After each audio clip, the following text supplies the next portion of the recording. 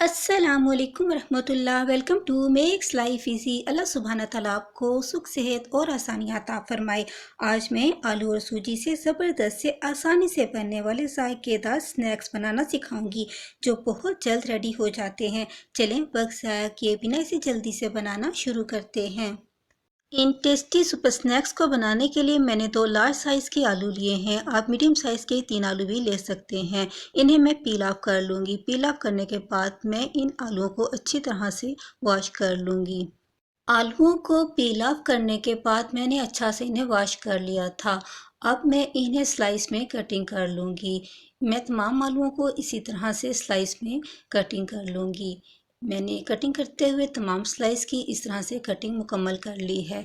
इन slice को हमने ज़्यादा ना मोटा रखना है ना ही ज़्यादा थीन, बस इनकी मोटाई इतनी ही होनी चाहिए। आलूओं की कटिंग करने के बाद हम इन आलूओं को 2 से 3 पानी अच्छी तरह से वॉश कर लेंगे ताकि इन आलू में मौजूद तमाम स्टार्च निकल सके।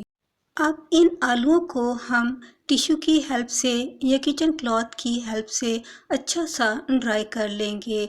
आप चाहें तो इन्हें पंखे के नीचे रख कर भी अच्छा सा इन्हें ड्राई कर सकते हैं। जब ये अच्छे से ड्राई हो जाएंगे तो फिर हम आलू के इन स्लाइसिस में हाफ टी स्पून नमक या अपने टेस्ट के अकॉर्डिंग आप इसमें ऐड कर सकते हैं।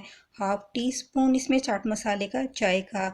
इसमें मैंने भुना हुआ जीरा हाफ टी स्पून लिया है जिसे मैंने पहले से पीस लिया था, और साथ ही इसमें half teaspoon red chilli powder का भी इसमें ऐड कर लूँगी। इन तमाम स्पाइसेस को ऐड करने के बाद इन्हें अच्छी तरह से मिक्स कर लूँगी और इन्हें रेस्ट पर रख दूँगी। 10 मिनट रेस्ट पर रखने के बाद आलू के इन स्लाइसिस ने पानी रिलीज कर दिया है। आलू के इन स्लाइसिस को अब हम सूजी के साथ कोट कर लेंगे। हमने सूजी के साथ इन आलू के स्लाइसिस को दोनों साइड से अच्छी तरह से कोट करना है।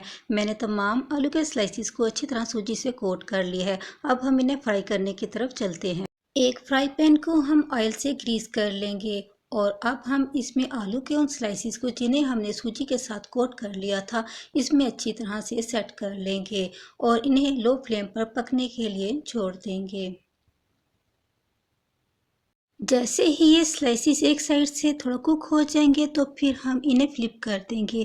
हम इन्हें इसी तरह से फ्लिप करते हुए दोनों साइड से गोल्डन होने तक कुक करेंगे। हमने इसे लो फ्लेम पर ही पकाना है। पोटैटो स्नैक्स को फ्लिप करने के बाद मैंने इसमें मज़ीद थोड़ा सा ऑयल यूज़ किया था। मेरी ये स्नैक्स गोल्डन होना स्टार्ट हो चुके हैं। जैसे ये तमाम स्नैक्स दोनों साइड से गोल्डन हो जाएंगे तो फिर मैं इन्हें सर्विंग प्लेट में निकाल कर आपको दिखा दूँगी। मेरी इन पोटैटो स्नैक्स की रेसिपी को ज़्यादा से ज़्यादा लाइक और शेयर करें। चैनल पर फर्स्ट टाइम आए तो चैनल को ज़रूर सब्सक्राइब करें।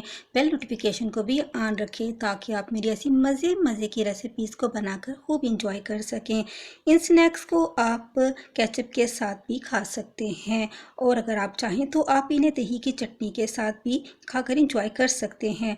हल्की फुल्की भूख हो या बच्चों के लिए जल्दी से कुछ बनाना हो या फिर टी टाइम में कुछ नमकीन खाने को दिल चाह रहा हो तो फ़ौरन से इन स्नैक्स को बनाएं और इंजॉय करें। खुश रहें, खुशियाँ बांटें।